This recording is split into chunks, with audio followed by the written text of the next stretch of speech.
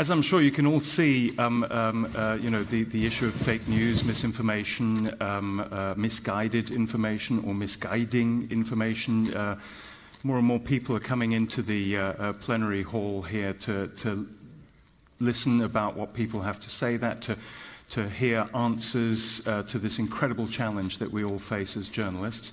We've just had one answer, or at least one strategy coming from Sam, and we're going to stay on this subject of fake news. We have 4 more strong answers to that challenge, and I'm going to hand over for our closing panel at this year's Global Media Forum to another colleague of mine, Ute Schäfer, the head of our media development organization, DW Akademie.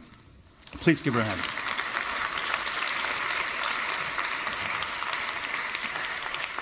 Thank you, Christopher. I think the 3rd day of the Global Media Forum is the right day to discuss solutions. We all experienced a lot of discussions during the last days where we dealt with verification, with disinformation and the effects of it.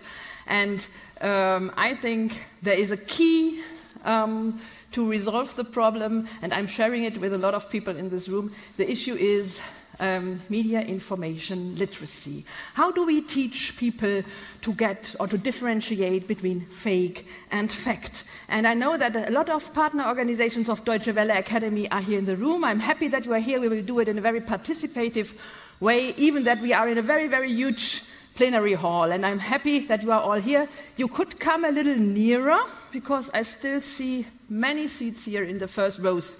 So if you want to come a little bit nearer, here is enough place for you. For Against Fake, that's the title of our panel, and I will present you our 4 innovative, creative colleagues who are combating fake news by delivering inspiring programs to encourage young and a little bit elder people to learn about information and disinformation. I think media information literacy is a political issue which is the more and more, even in Western Europe, detected and supported by different ministries. And Deutsche Welle Academy is, by very good reasons, working in more than 25 focus countries on behalf and on command of the German Ministry for Economic Cooperation. We are doing those media information literacy programs by your support. I'm happy that Friederike Kärcher will join me now. She is, if you give her a short applause, please.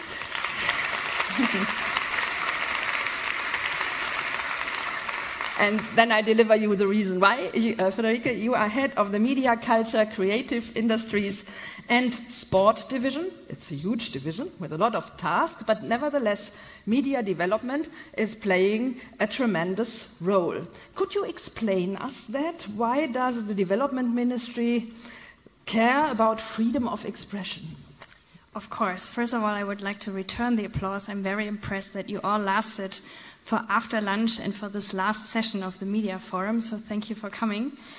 The media are really the 4th state power, in addition to the legislative and the executive and the judiciary, of course. They have a tremendous influence on how we perceive the world, on what is really on our minds and our heads. And access to knowledge really means participation. It means power, but it also means participation. But unfortunately, for many people, this is still a luxury. Only 6 out of 7 people actually still live in countries without access to information or to free media. And this means that many people are excluded really from society. They can't participate, and we're losing out on opinions, on ideas, on creativity, and on perspectives. So, of course, in order to implement the Agenda 2030 on sustainable development, we need everyone. We want to be inclusive, and in order to be able to do so, we need every voice. We need to be able to hear it, and we need to be able to give it access. And that's also one of the reasons why the German government has supported to include free access to information in the Agenda 2030, in the so-called goal 1610, that of course you all know very well. Freedom of expression and the right to information is a human right. Human rights are fundamental to development, And the free media really are a precondition for good governance, for accountability, and for transparency.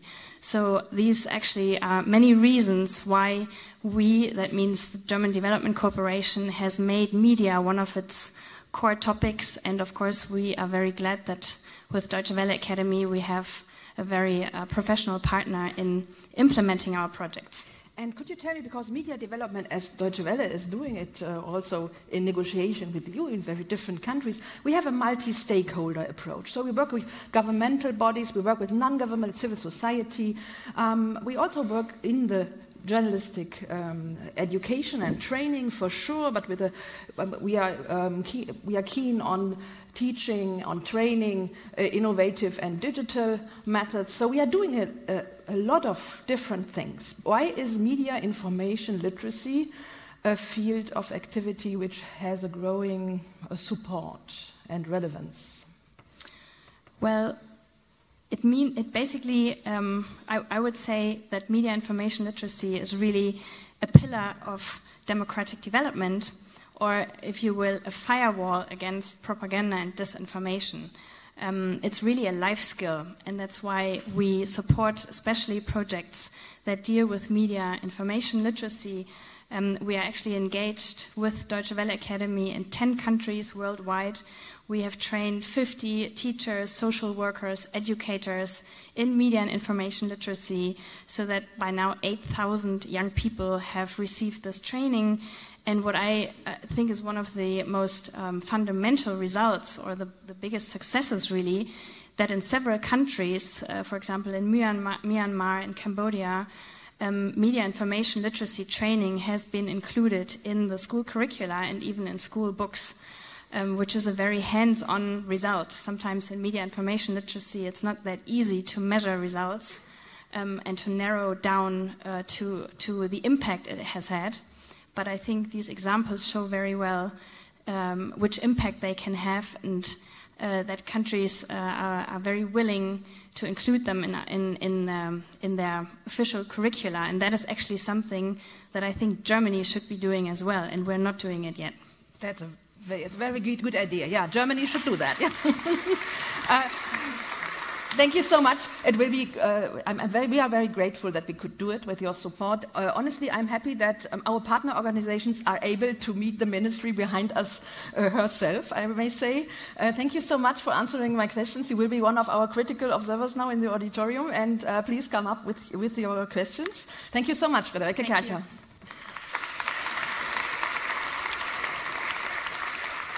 You may ask, who are the 4 against fake? These 4 people we selected as being quite innovative in combating fake news, and I'd like to invite them now to the panel here. The chairs are prepared. Thank you.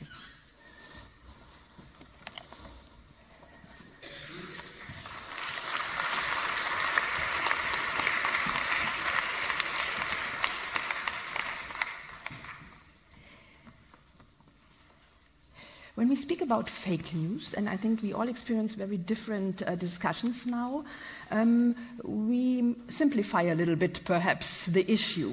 But the fake news we will discuss today, and the media information literacy programs who are dealing with it, this form of disinformation is pure, intentionally distributed, wrong information, aiming at manipulating and influencing people for political purposes, for economic purposes, for social ones.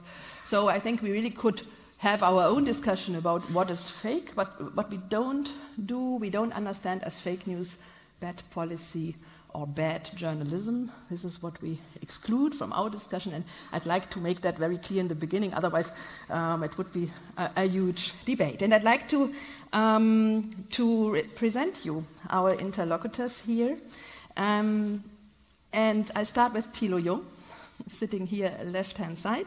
You're a journalist and founder of the blog jung und naiv. This is German and means young and naive.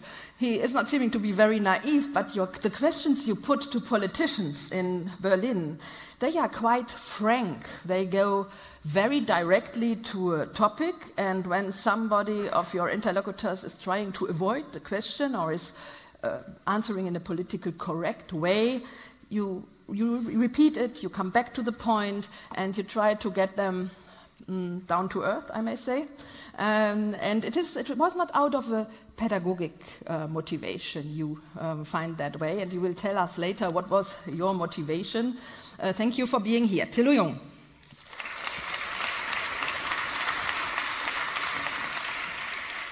Juliane von Reppert-Bismarck, she's the founder and leader of the NGO Lie Detector. On top of this NGO, you are also an award-winning journalist, that I may add, and you work, for example, for the Wall Street Journal, for Reuters, Newsweek, for the Spiegel, the Toronto Globe, and others.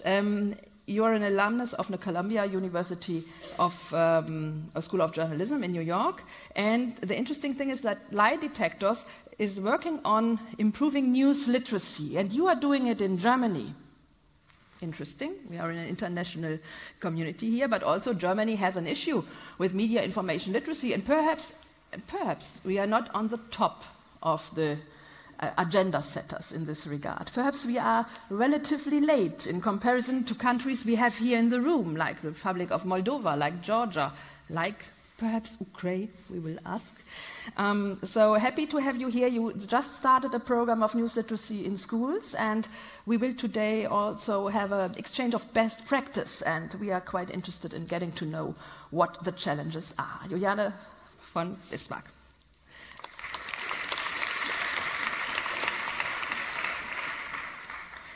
Sumaya Omar, sitting right-hand side, you are co-founder of hashtag Our Stories, and hashtag Our Stories is a mobile reporting platform and a mobile reporting program, and you are working especially on also short clips and short stories for social media. And one of your ideas, and you expressed it once, was let's stop thinking about Snapchat in terms of sending nudies and start thinking of it in terms of journalistic discovery. And we will be very interested in getting to know what the communities you are working with are developing as their stories and their perspectives on the reality they live in, and what it is the part of activating people to do their own content. And I'm happy that you are here. Thank you.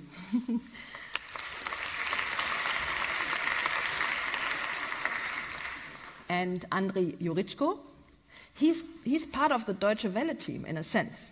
A little bit.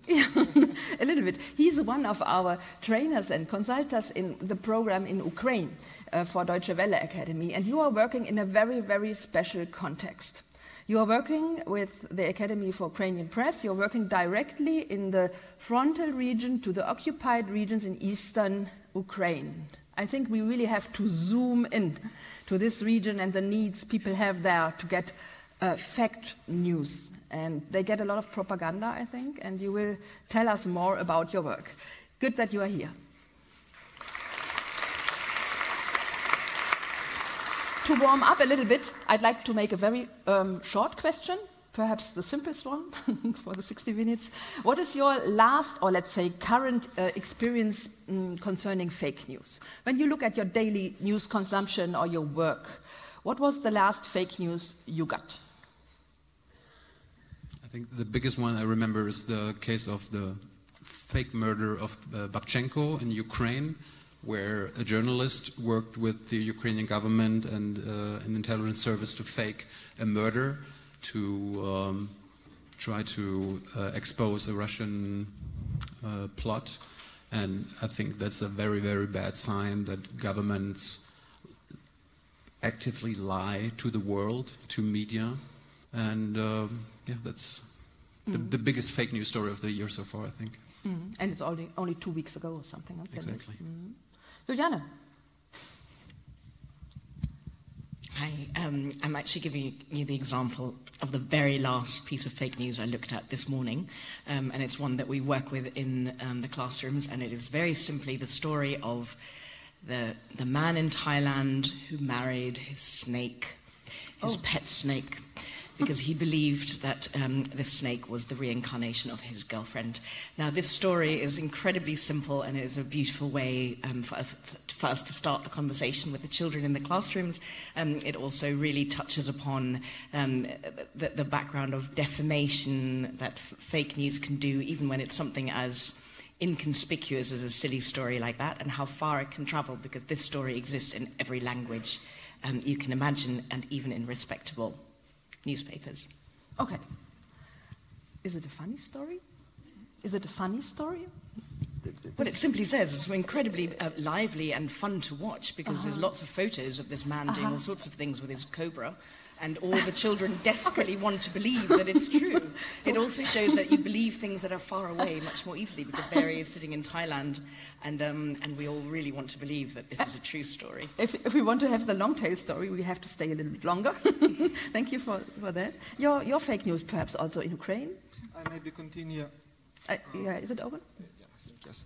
The topic with Babchenko, but in another way. It's about a medic who was on one Ukrainian TV channel, and he says that he saw the body, and that the shooter is a professional because all bullets are in the head, and so on and so on. And so it's a question for journalists. So it's not only the government who fabricates some fake news, but also all people around who do the same. And when you try to check something, you receive only one side. So even it's have to be from different sides. So I think it's the best practice that I can just say. Mm-hmm.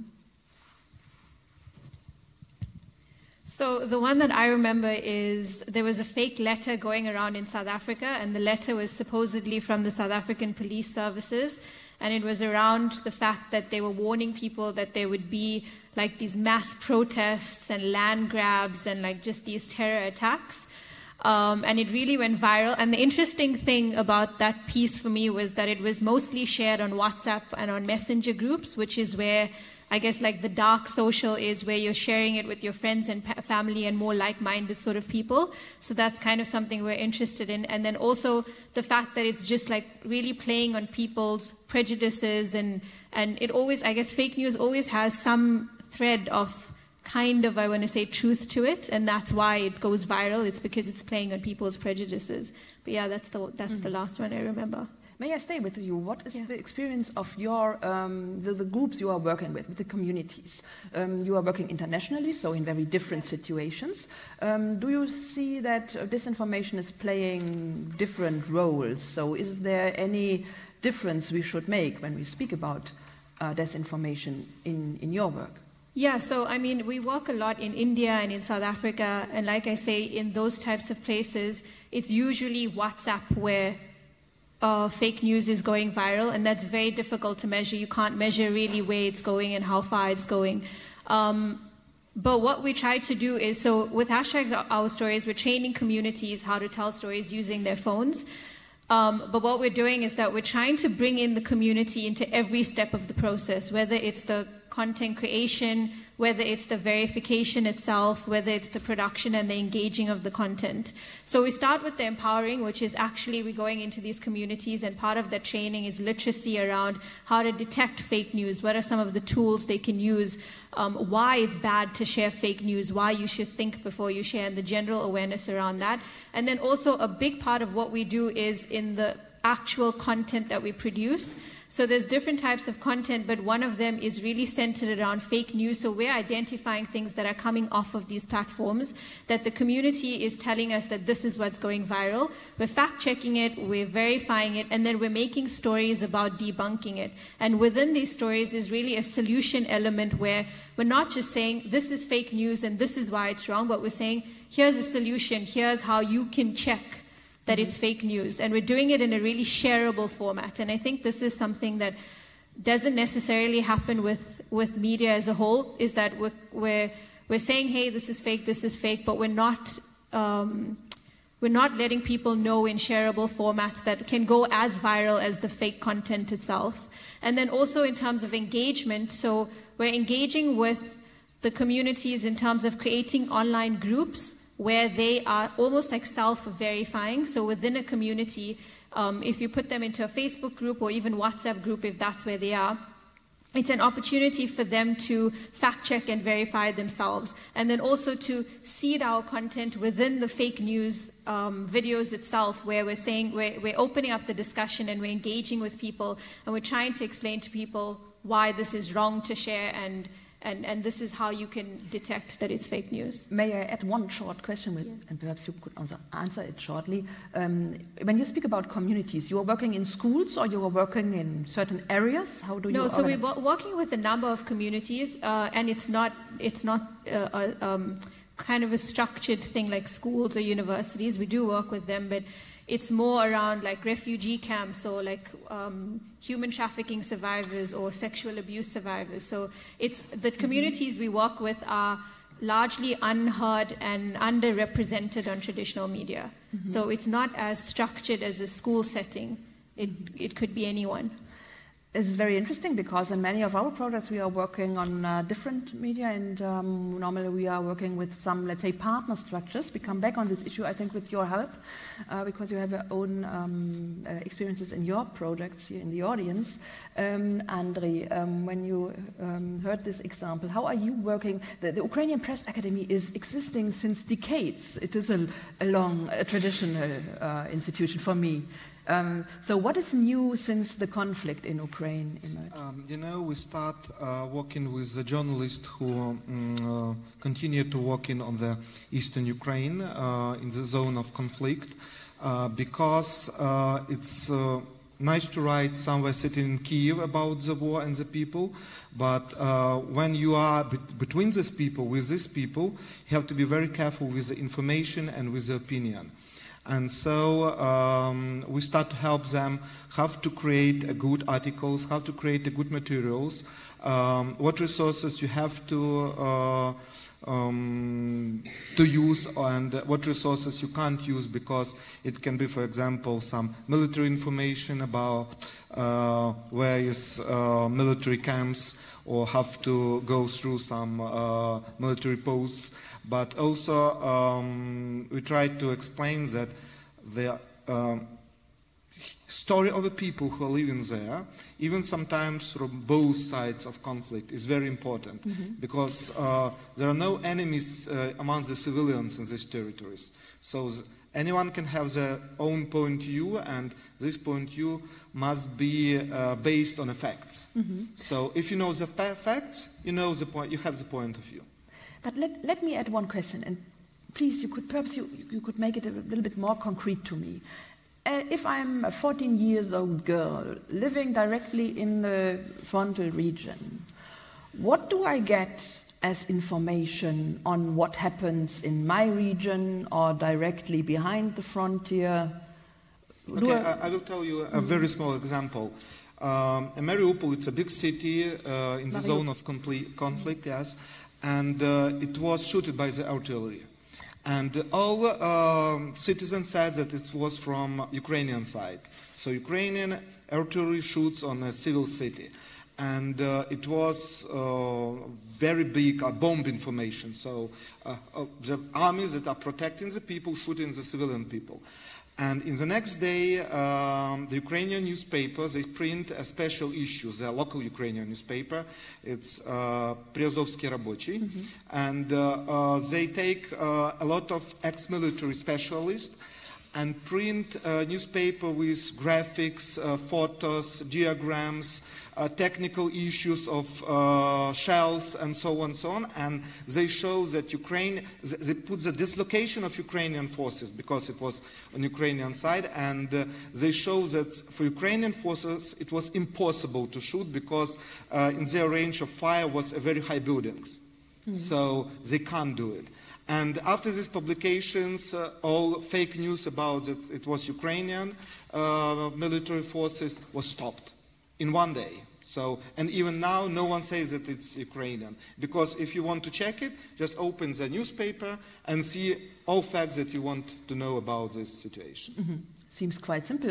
What I know is that very often you have still an impact of Russian propaganda in Ukraine, I think, and there is a reaction of counter-propaganda from your Ukrainian media, isn't it?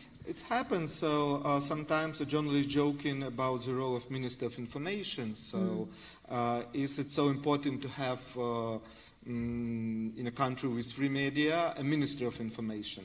So, but I think that the government can create what they want to protect the government and the country, but it's not the role of journalists to protect the government in this case. So the work of journalists, first of all, I think, is to give the information and to check the information that are, for example, from authorities, from both sides of conflict, from people, because when you speak about fakes, one of TV channel of Ukraine, they shoot a program about the women who live in maybe 100 kilometers from the zone of conflict, and for Russian media, she hides underground and said, oh, I'm underground because it's someone shooting. So they shoot this film, and it was very funny because this woman in Russian media is living in the war zone. Mm-hmm. Yeah. Thank you so much for this insight. One may say when we follow those stories of in a region of conflict, let's say ongoing conflict, perhaps also cultivated conflict or politically entrenched conflict, or hear your stories, one may say, okay, in Germany we do not have a problem with that. To add one number we have, 25% of Twitter circulation was fake before the election last year. It is not as much as in the US, where we're dealing with 50% or more. So sometimes I hear from my colleagues, Ute, don't worry, disinformation in Germany, it's not a problem. Are you agree? That's a great question.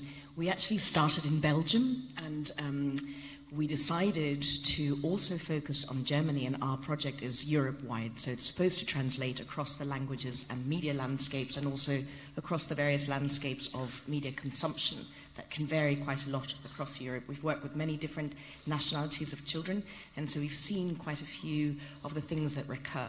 What's really interesting about Germany, and that was your question, was that there's a real generational gap in that our generation of Germans who grew up with wooden toys and, you know, the evening news and things like that. In Germany, there's much less use of LinkedIn, Facebook, all the social media among our generation. However, the children are extremely active. There is actually no difference whatsoever between the children that we talk to in Germany and the ones that we've been speaking to in the various parts of Brussels, which, as you know, is very international, so we touch on many, many different nationalities. And so, is it exaggerated? No, it is absolutely not exaggerated. What we have found is that no matter, this cuts across the socioeconomic demographic. It doesn't matter whether you go into a classroom with rich children, with poor children, with children whose parents are diplomats or, you know, blue-collar workers. It really doesn't matter. They are all susceptible.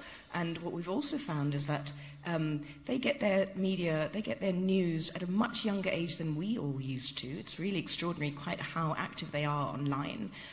They have not yet translated, I can talk about this a little more, they've not yet translated their childhood understanding of the internet, which is very sophisticated and much more natural than ours. They've not yet translated that onto the news world. And all we're doing is redirecting their gaze to understand, to use the knowledge that they have when they're actually consuming news. The other thing that's quite worrying is that it is the adults that are really unaware of this. So very often, it is the teachers that are entirely unaware that this is a problem, or if they're not unaware, if they are aware, they're very often overwhelmed, they're overworked, they have too much to do, they have a curriculum to fulfill, they have exams to prepare, or they simply don't dare to raise this conversation because they're so behind the children, they don't even know the words. So what we do, we go in and we talk to children aged 10 to 15 for various reasons. But also officially we're there to talk to the children, but unofficially we're there to wake up the the teachers, and to make this very obvious that it is a problem, yes, and that it's very easy to talk about. It is, in fact, easy to talk about, and it's something that you should be talking about not only during election time, and this is when we're all paying attention, but also day to day, because what we see is that there's this perpetual, slow drip of fake information, distorted truths, manipulative information being put in. It is arriving in the children's playgrounds and their virtual playgrounds. It is gradually eroding their and shaping their worldview, which when it comes to elections, it's already too late. It doesn't matter. You don't need we don't need a WikiLeaks scandal. You don't need a Macron dump or whatever. The damage has already been done, and that's what we're there to address. Yeah, and it's really, it has an impact on how we are, for example, perceiving migrants groups, how we perceive our own society, what language do we have. So let me ask, do you have a good support? Because in Germany, the education system is quite federal. So every country, every Bundesland is doing its own business in a way. And I know a lot of teachers saying me, okay, I have to do it as a hobby. So if I want to train myself at media information literacy, I have to do it at home in the evening. Do you see that there's a new, let's say, a fresh wind now? So we're definitely riding the wave of interest. This is really helping us. The way we approach it is we actually work on a worst case scenario that the teachers really don't want to or cannot spare the time or the brain power to dedicate to this issue. And so we actually work on a basis of zero preparation for the teacher. Afterwards, we're not reinventing the wheel, and there are amazing initiatives out there. You know, lots of people have been talking about them here. Incredible fact-checking sites, really great games for media literacy and news literacy competence. All we do is we wake up the interest, and then we lead the teachers on. We're a bridging organisation, and we believe that we actually have found, and we work a lot with feedback, that after we've been into a classroom, all teachers, 100% of the teachers, even the ones that when you walk into the classroom say, oh, thank God you're here, I'm just going to sit at the back and have a cup of coffee or something, or I'm going to mark some papers, they all come up afterwards and say, oh my God, why do my children know all of this? I thought the computer teacher had taught them all of this. You know, or you know, what is clickbait? Why do they know this? I haven't a clue. What else can we do? So then we actually are partnering up with media and information literacy organizations, and what we're finding challenging is actually finding things that are tailored for the various age groups. It's really important to do it right, to talk about it in the right way to the various age groups so that it actually sticks. But we're teaming up with these initiatives and games and quizzes and, you know, lots of different things so that the teachers have a resource to go to afterwards. I think we come back to this idea with how are the groups looking like. And also you told us already that you're working in very diverse groups. Tilo, thank you for your patience. But you are not doing media information literacy courses, but in how far is your journalistic work teaching and training people about how media work and perhaps how they should better work? I was thinking about this, and I think what we do to make our viewers and young people more literate when it comes to politics and news is that we are the only ones that stream our German government press conferences. That hasn't been done for 50 years, and we're putting it online. And one of my jobs there is trying to combat the manipulative way of the government and in their way of presenting news and their oh, we have done this and this and this and this is great and we have less unemployment, and then my job is to combat that and say like, well, didn't you fake this statistic and didn't you change this statistic? And we give people, like, I don't tell people afterwards like, okay, they lied, but I want them by watching it consistently to learn how government PR, I mean, people call it propaganda, but how government PR works. And that's, I think, one of my main jobs. My other part of our program is interviews, and I don't think that's about fake news. And I think you have a very good, you have a best practice to deliver, because when we at Deutsche Welle Akademie work on sustainability of media and citizens journalist approaches and so on, we often are asked, or we try to develop new business cases. So where do we get the money to produce the content? You told me that your I say business, you say a project perhaps in your work, is paid. You're crowdsourcing, and it's working. We constantly ask our viewers for donations. Like, we just say, okay, if you like our work and this work is not done by anybody else, if you like it, if you think it's important, please donate. That's all we do. And we started that 4 years ago, and we try to set a limit, like, okay, at the end of the year we try to get as much money so that we can live off of it. But after 1 month it was already enough, so we can sustain ourselves, and that brings leads to us being very free. Like, we don't have to work with certain media organizations, or I don't have to take like jobs, like host jobs, or to keep a good life. I mean, it's well paid, but I don't want to make money. I'm not into. I'm not in it for the money. I like what I do, and yeah. I'd really like to encourage you to follow him on his YouTube channel. For example, you have very long tail interviews. You told me 90 minutes sometimes. Also in English. Also in English. Okay. And you have one idea which is saying if you put prefabricated questions, you got prefabricated answers. So what is the better way if you want to get a fact answer? Well, it's always difficult. Like, I want to get an honest answer. I don't like technocratic language. I mean, I was working for newspapers and the radio before I started my own show, and I was always bored as a journalist. I was bored myself by the interviews that I did for whatever show or whatever newspaper I worked for, and I saw that the politician or like an important person was bored as well. But then again, like, whenever I asked the person, like, okay, honestly, I didn't understand what you just said. Can you explain it again, like in a simpler way? And usually the person was like, no, this is your job. I was like, no, it's not my job to interpret what you just said. Well, that's your job. You're stupid.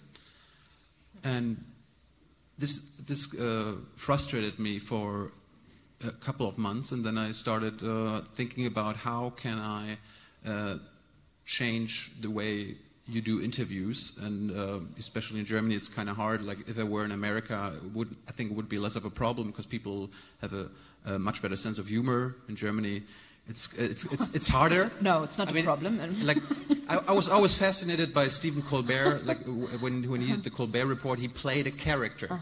He played a character and interviewed people in his character, and it always made for a totally different interview. And I was always fascinated by that, and he's one of my role models. And the problem was, like, he played a right-wing host. Like, he tried to mimic Bill O'Reilly and all that, and I knew that I couldn't be a right-wing guy here because in Germany that's very problematic. So I remembered that people always called me naive or stupid, so I thought, okay, I'm just going to go for that, and young and naive is a nice way of putting it. I'd like to put one further question, and I ask you for a short answer. When we look at the loss of credibility and trust in media, which is in Germany, it is okay in comparison to other situations, but nevertheless we are facing that. And would you say that journalism is not doing its job, that it's too uncritical, perhaps too politically correct, and that people are missing issues, are missing questions, and that's one of the, let's say, key explanations why we have that loss in trust? Absolutely. I mean, my problem always is, like, most of the today's big topics, like migrations, they are set by the parties or by the government themselves. Like, so the media and the people, they talk about what the government or the parties themselves want the people to talk about. But that's not the job of journalists. Our job is to see what problems really are in Germany. Like we have a big problem of poverty. People can't afford their home anymore where they live and all that. And it only comes up when there's a crisis. And I think our job is to explain the situation and try to find solutions before the actual crisis happens, and not just take the easy way, the lazy way of just replicating what politicians and our government want to say anyway. Mm-hmm. Yeah, it is quite interesting what you say, because if journalism is not delivering the difference, be nearer, be more accurate, be near to what people experience in their lives, then I think it is difficult to compete in this digital competition of opinion, disinformation, and information.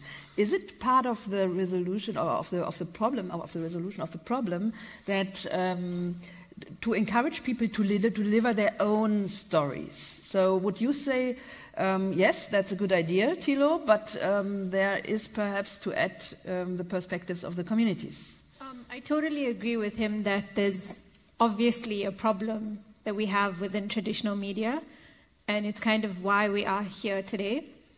And it's the reason why we started #OurStories. So we looked at Trump and we looked at Brexit, and we found that traditional media and media had missed some of these biggest stories of our times. And the reason for that is because they were listening to experts and polls and pundits and these basically people in studio with suits, and they totally forgot about the real people on the ground. And especially on social media, in the case of the Trump election, a lot of the time when people were commenting that they were voting for Trump and things like that, or pro-Trump, everyone was calling them trolls in the comment section. But actually, they turned out to be real people with real opinions, busy voting for Trump and busy voting for Brexit, but they were just on the other side of these echo chambers that we have created for ourselves. And so we find that by bringing in communities and really having a bottom-up approach to storytelling, we're not assuming what the stories are that are affecting these people. They're telling us what's affecting them.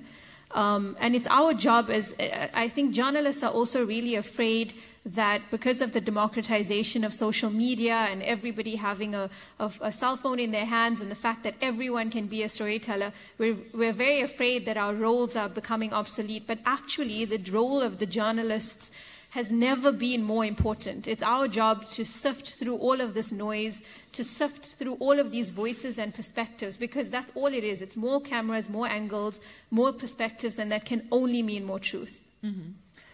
Yeah. Perhaps you'd like to add something? And Andre, if you permit, because we also discussed the diversity of learning groups, perhaps you have also a best practice from First of all, I must thank my colleague, because it's maybe really the point of view and aim for journalists, because you know, that stories that are selling, that people are reading, they're often built on special structure. For example, you have to have some key for the interest, you have to put some facts, you have to put some nice endings. And when we're speaking about media literature, it's always simple to explain people how to create a nice article. What must be in a nice article. And sometimes when we're speaking about common people who don't want to be a journalist, but they have, I don't know, an idea to create something, and if they use this simple scheme of article, they can do a real nice story, and this story can use in media or be spread through social media. And answer your question about different groups, we start a media literacy project for children, and we start from the teachers, and we have a little problem, because teachers, they do not know what they want to say, but the children, they often, they like to play. They don't want to listen the lectures, they don't want to listen the theory. So we unite teachers with programmers. So people who program some multimedia, some programs, some games, they want to create something, but they do not know the content of creation. Mm-hmm. So when we unite these two groups, teachers who are working with programmers and create programs, games, multimedia stories for their children. It was the best way for today when we're speaking about common media literacy. Sometimes you have to combine the right people. This is exactly what I wanted to do. I think I detected Hania now. Thank you for being here, because you will be the first I put my question to. I'm happy that we have so many project partner organizations of Deutsche Welle Akademie here among us, and I'm very interested in getting to know what your experience is and perhaps to add some international best practice. Hania, you are perhaps at the microphone, should go in this 1, 2, 3, 4th row, please. The lady in the white jacket. And I visited our programs in the Palestinian territories quite a few years ago, 2 years ago. And you started with this initiative very early. How easy and how difficult was it to encourage policy to support you, and where did you find this support, Hania? Well, actually, yes, it's not easy to work on spreading media and information literacy among different sectors of society who, first of all, actually, there is a lot of mixture between media and information literacy. So the first step is to really make people aware what's the distinction, how media and information literacy complements media, and why it is important and so relevant for their lives. But once people grasp and understand, you will find lots of support, especially if you make it relevant to their lives. All of us, we are really concerned, and we don't want ourselves and our loved ones to fall into the trap of fake news and disinformation. So once people understand, you can find lots of support, whether from grassroots to ministries like our Palestinian Ministry of Information have actually adopted the curriculum that we have developed along with Deutsche Welle on media and information literacy, and they have adopted 19 points and integrated them into the Palestinian curriculum. But I want just to make a point, if you allow me. You know, as a Palestinian from Jerusalem, you know, I have the right to drive my car in Israeli streets and in Palestinian streets. When I drive my car in Israeli streets, I don't dare talk on the phone or drive without my seatbelt on. And the reason is, immediately I will be penalized. I will be getting a fine. But when I'm driving in the Palestinian side, if a policeman stops me without a seatbelt, I will say, oh, sorry, but you know, the seatbelt will make my white dress dirty, and I will smile and I can let go with it. How is it this relevant to fake news and disinformation? You know, we cannot continue to deal actually with things without a rule of law.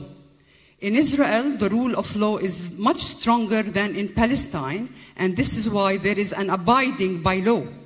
And I'm a Palestinian, and I say this.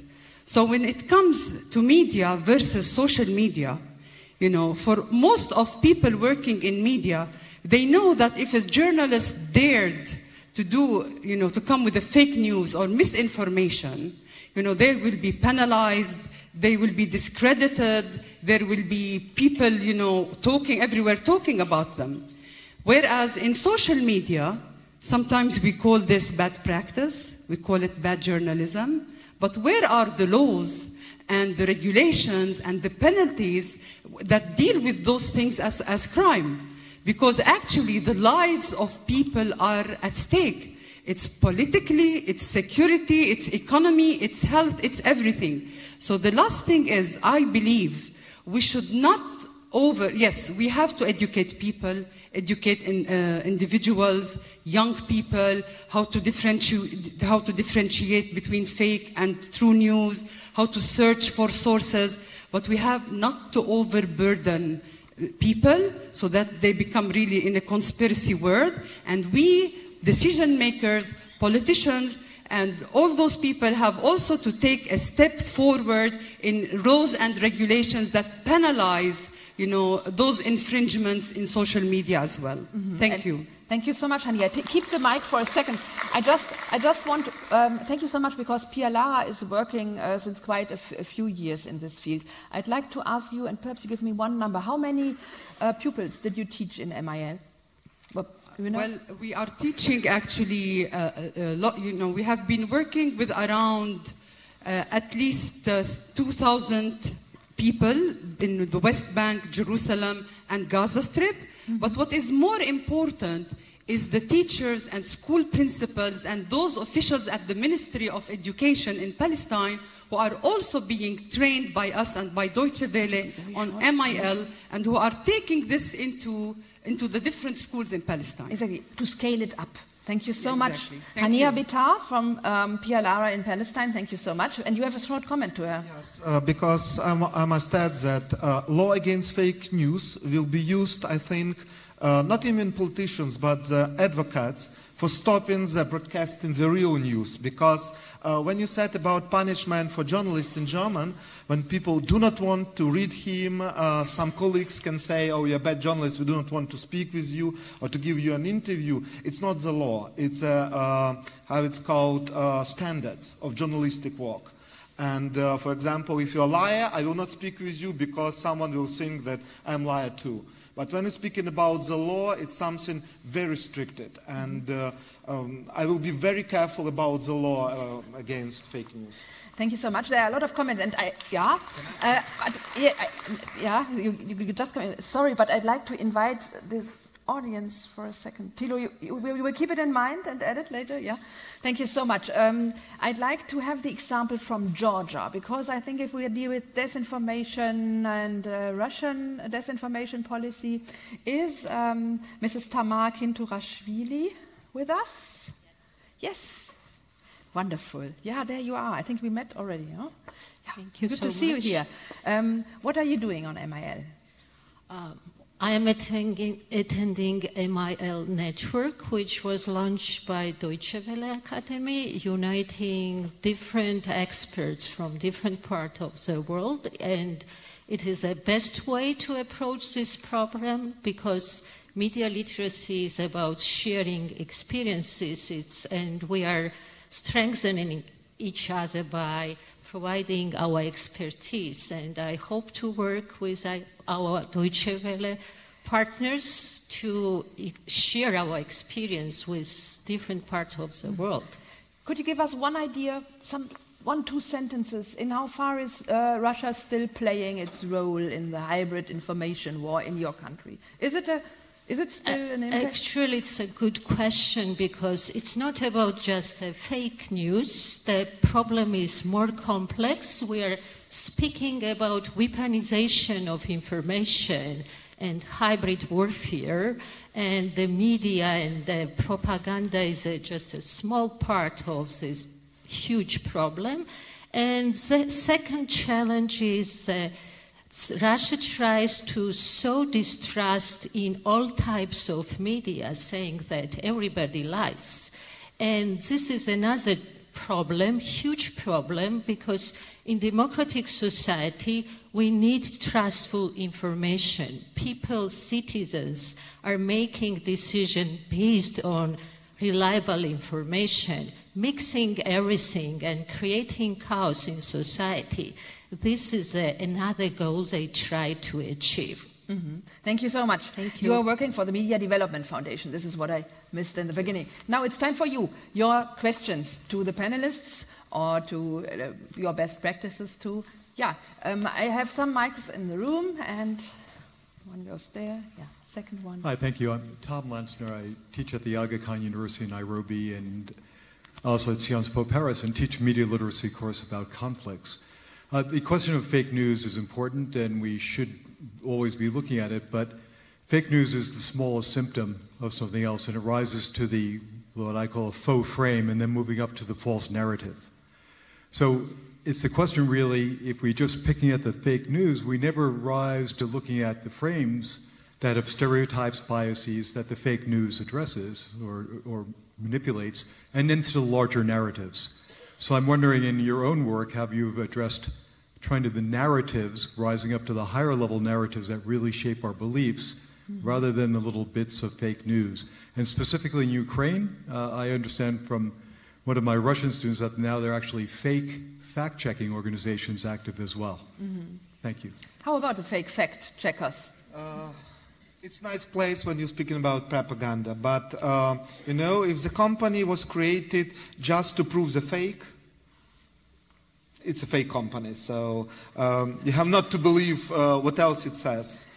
I'm very glad about your question, and I must, when I'm speaking about Ukraine, I'll make a sociological researches every year, and for last year we saw that the race for quality journalists in Ukraine is rising, so demand. We need quality information. It's not mean only a qualified journalist or media, but quality information. So maybe you're right, we have to fight not only with the fake news and fake facts, but the quality. So if it will be high quality, it will be very hard to give this information to the society. Thank you so much. But this issue of framing is quite important. This framing, yes, this is the abstract behind this distribution of different information and disinformation. So you are also working on the European experts round. Is it playing a role in this regard? Is it playing a role in your work? Thank you. I actually just wanted to address that question. I'm very glad you put it. This is the reason why we actually work with journalists, because from our point of view, and again, we also, just like Sumaya, we were very much encouraged to do what we do now by Brexit and Trump. And the thing is that it's not just a problem of fake news. It is, as you said, a problem of the quality of news. And the reason why we work with journalists, and we train journalists to go into the classrooms, that's what we do. It is working journalists, like so many of you. You walk into a classroom, and the thing is that you won't only talk about the fakes that are out there. Those are the primary colours you start the conversation with. But the whole point of it is that a journalist should actually go out from behind their screen, step out in front of the people and say, do you know what? I try every day to portray the truth, and the truth is a complicated thing. And then in the classrooms, we have games to make this apparent. And I get it wrong as well. Here's how I've got it wrong. Here's how we can get it wrong. And the idea is that we can't keep insisting, we as journalists cannot keep insisting that we're always right, we're right and they're wrong, because the first time we get it wrong is when we get painted into the fake news corner, and that's the really dangerous part. So the thing that we try to do is we try to actually start to sensitize children and the educators also to the fact that there is bad faith content out there, and then there's good faith content out there that might not be perfect, but there's a difference between those two. And to differentiate those two is extremely important from our point of view to secure trust in media. Very quickly, on what you said about, yes, Lie Detectors was a member of the high-level expert group on fake news and online disinformation. You heard the Commissioner speak about it on Monday if you were here. We were a member of a 39-person advisory process. And what we came up with on a media literacy level, that's what you're talking about, we came up with recommendations which are taken up by the European Commission that media and information literacy should become one of the key elements that determine the rankings, the school rankings gauges by the OECD. So this is a very practical thing to actually create the demand by the schools. One thing that we didn't have, we met 4 times over 7 weeks. There were 39 of us. We were sitting at a table with Twitter and Google and Facebook and Bertelsmann and Sky News and Reporters Without Borders and all sorts, civil society, academia, the Sorbonne. We tried to come to a consensus, so you can imagine that was difficult.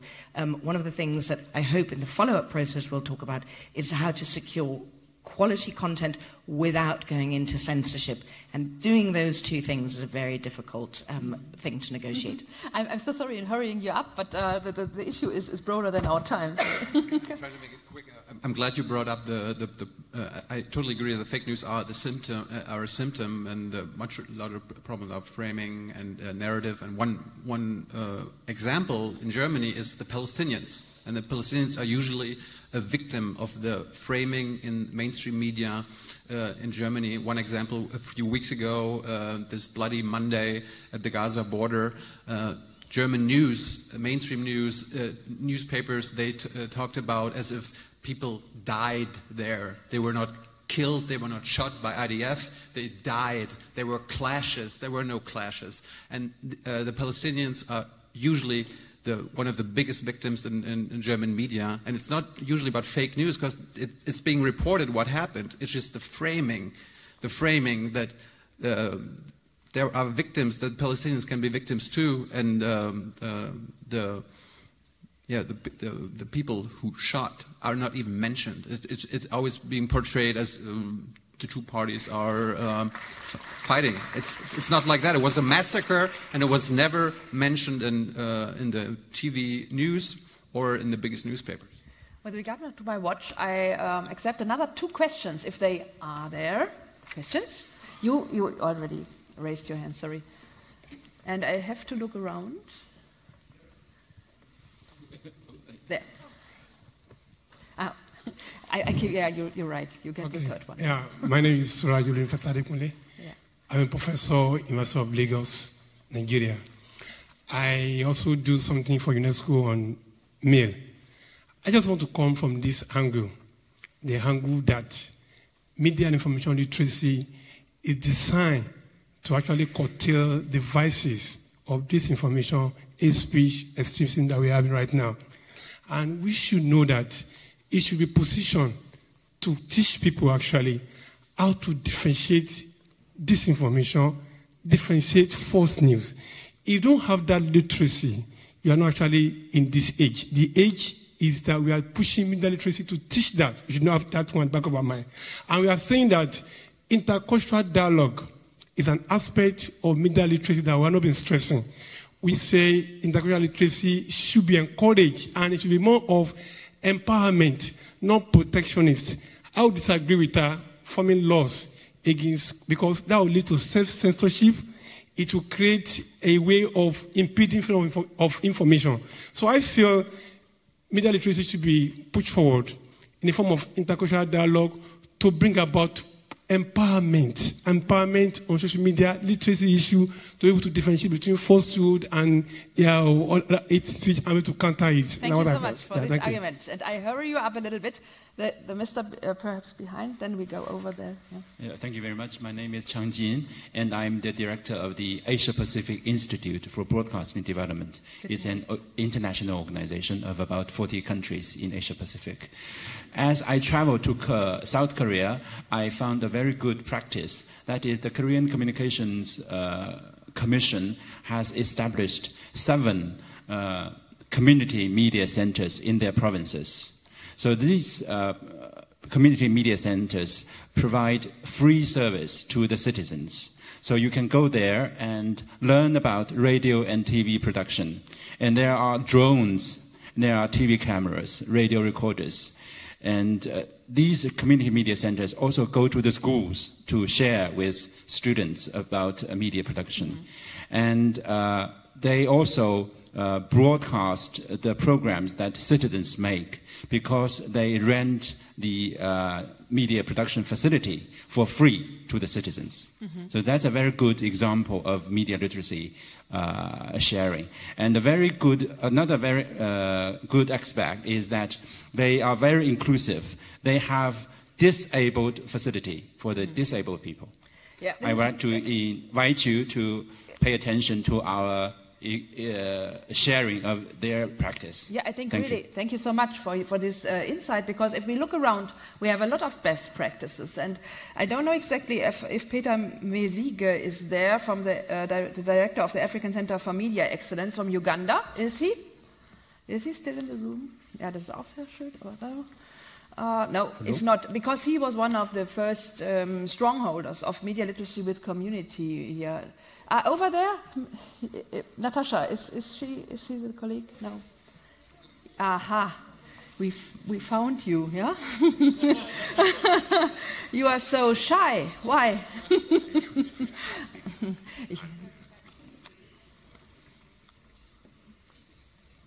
Hi. Welcome. No, let me put the question to you. You have been one of the first persons years ago to say in Uganda you have to include the community media and you have to raise media information literacy. Why? I think we spend too much time thinking about, in the past at least, thinking about governments and advertisers and ignoring major actor in this ecosystem, which is the public. I don't think you can have accountable media, you can have free media, if the people whom they are serving do not know what is being done in their name. They don't understand how the media actually works. So I think that the only way we are going to be able to hold the media to higher standards is if we have an increasingly sophisticated public that can be able to take on the media. And actually, I can tell you, it's interesting that we're discussing this today because the whole of today, and part of yesterday, we have had a breaking story in Uganda in which a former Inspector General of Police appears to have been arrested by the army. It started as kind of a rumor on social media. The army denied it by, some hours later. The media apologized, and now it is turning out that it appears he is in fact under arrest. The people who are trying to take on the social media and mainstream media are actually people who want higher standards of, accuracy and truth and, interrogation, fairness, whatever, name it. So I think that it is important that we have a public, that we cannot defend press freedom in our countries if the public does not understand its importance. Thank you so much. Thank you. Ja. Danke für den Applaus und jetzt danke ich dem Herrn da oben. I thank you for your patience because I missed you for quite a while. Thank you very much, Mr. Mahmoud Hassan from Sudan journalist. And thank you, big thank for all who here and for the great idea we hear. I have simple questions for the four speakers here.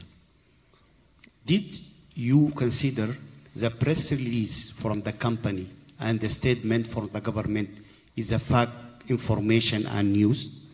As you know that all the media depends on this press release and the statement because our media people cannot find difficult to meet the leaders of this governmental department or the company. Thank you. Mm-hmm. Yeah, I think this is exactly Thilo's issue. The question was, is governmental PR also fake? So this is the way I understand it. I don't think it's fake, but it's usually inaccurate. It's manipulative, and you always have to question it. And sometimes it's actual factual truth. Sometimes it's very, it borders on lying. And usually it's a mix, like they contort the truth the way they like it. There was another aspect in the question, when I follow him accurately, that many journalists, or perhaps too many, are following the press releases. Yeah, because we are lazy, and we shouldn't be. Now I know. Yeah, you're right. Yeah, Ukraine is also. I think when we are speaking about press release from the government or statesman or from company, it's very important to show the source of information. So what kind of government, for what it is responsible, because it also can be manipulated. For example, a ministry of police ministry, they said that they have less crimes created in this year than in last year, and the journalists just ask, do they count the crimes in war as criminal crimes? And they said yes. So when the active phase of war stops, criminal crimes in statistics go down, but it means nothing about the work of police in the country where there is no war. Mm-hmm. So, but in other cases, I always think that press release from companies, and especially from the government, is the first step of finding topics. Because if it's interesting for a statement, it can be interesting for audience. So, and you have the first fact about what you can make your article or material. Okay, last question for you. See? Do you have a mic? My name is Buland Iqbal. I'm from Pakistan, representing Metro One News.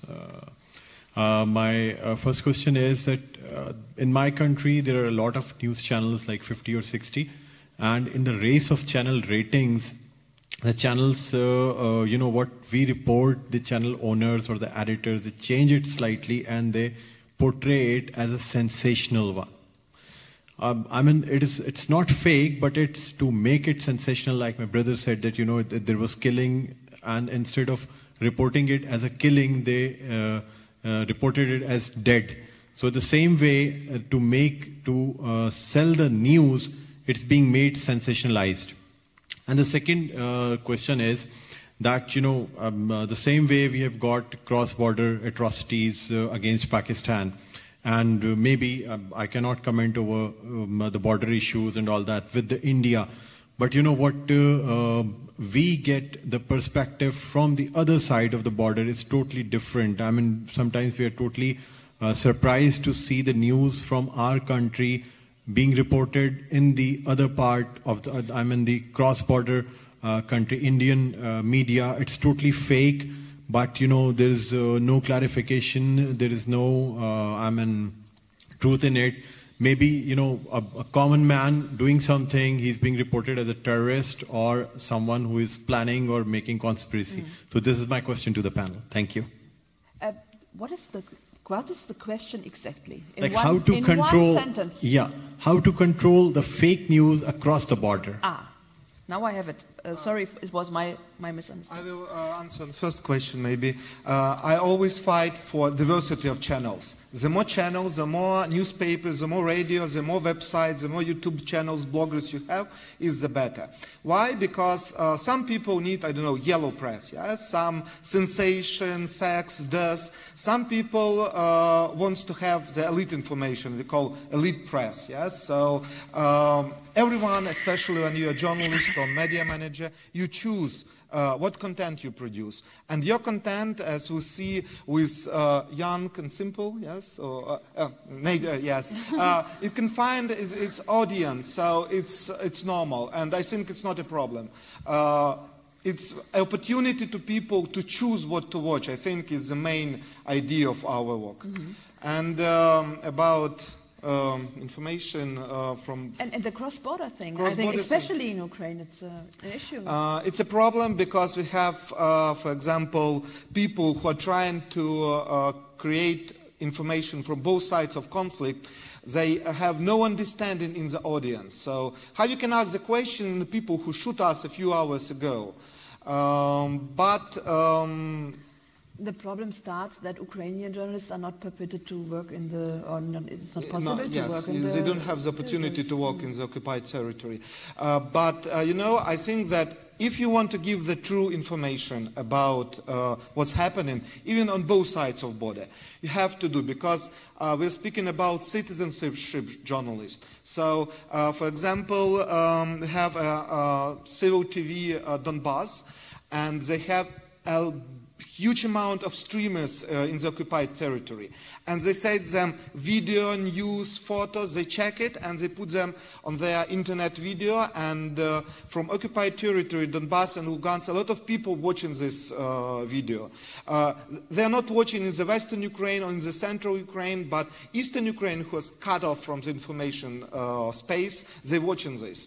And they're watching the news on their territory. And they are financed by? They crowdfunding, so they receive money from their work. So interesting initiative in a cross-border situation. My last round now, and I ask you to answer within 30 seconds. Will we discuss the MIL issue in 5 years, or will it simply disappear by the change of generations? Tilo, are you ready to answer? I'm sure we will. Okay. My prediction is that this is going to start going into the mindfulness discussion. In fact, that with the social media, which the Council of Europe brilliantly named in its report information disorder, the whole thing is that there's in fact too much information and so much white noise, and we're consuming it so fast. So I think in the next 5 years, we'll be talking about slowing down our consumption, slowing down our thought processes, and actually embracing a more complex vision of things rather than simplistic answers. Hope so. I think that the next 5 years, journalists will start to be not a journalist, but a verificator of information, because you can get the information from any side of the world, but if you mark it that you are checked by you as a journalist, maybe it will be more trustable than others. I think we're literally right at the beginning of the discussion, actually. I think that with platforms like Facebook and social media, right now we have a few. I think in 5 years' time there's going to be a lot more, and there's going to be a lot more noise, and you're going to have the next billion people to come online from India, from China, from all of these areas that are not online now, that will come online, and so you're going to have even more noise than you have now, and so it's going to become a much more complex discussion. And I think that the key is that we can't just put the responsibility on one area, whether it be platforms, whether it be media, whether it be consumers. It's really about us working together to make people more literate about false information and fake news and just media in general, but also third-party fact-checking organizations to work together with the platforms and with media organizations. It's the only way that we can make any headway with this, is if we all work together. Thank you so much for this sight in the future. And thank you all for joining us here for this last session. Honestly, you all testified with your participation how important, how political, how relevant, and how future-oriented this issue is. And I think you also testified that you stick to the Global Media Forum. So you are the marathon runners in this conference. Thank you for staying with us here. And I'd like to say goodbye to you on behalf of Director General of Deutsche Welle, Peter Limburg. We all thank you for joining us here, for traveling to us, and we wish you a safe journey back now. But come back, that's important, because the Global Media Forum will be back next year, and we already have a date, and you are the first to get to know it. It is the 27th to the 29th of May 2019, and I'm not allowed to tell you what will be the issue, but what I could say is that it would be as interesting as this session here. Thank you so much. Have a safe journey back, and come back.